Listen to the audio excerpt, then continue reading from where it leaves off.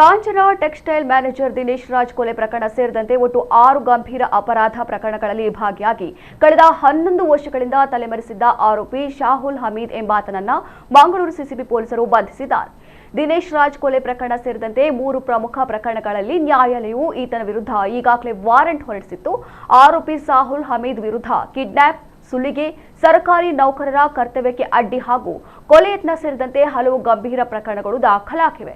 ಈತನ ವಿರುದ್ಧ ಉಳ್ಳಾಲ ಪೊಲೀಸ್ ಠಾಣೆಯಲ್ಲಿ 3, ಮಂಗಳೂರು ಗ್ರಾಮಾಂತರದಲ್ಲಿ 1, ಉತ್ತರ ಪೊಲೀಸ್ ಠಾಣೆಯಲ್ಲಿ 1 ಹಾಗೂ ಬರ್ಕೆ ಪೊಲೀಸ್ ಠಾಣೆಯಲ್ಲಿ 1 ಪ್ರಕರಣ ದಾಖಲಾಗಿದೆ. ಬರ್ಕೆ ಠಾಣೆಯಲ್ಲಿ ದಾಖಲಾದ ಕೊಲೆ ಯತ್ನ ಪ್ರಕರಣಕ್ಕೆ ಸಂಬಂಧಿಸಿದಂತೆ ಆರೋಪಿ ಶಾಹುಲ್ ಹಮೀದ್ ಜೈಲಿನಲ್ಲಿದ್ದ ಸಂದರ್ಭದಲ್ಲಿಯೇ ಶಶಿಕಿರಣ್ ಎಂಬಾತನ ಕೊಲೆಗೆ ಯತ್ನಿಸಿದ ಆರೋಪ ಈತನ ಮೇಲಿದೆ.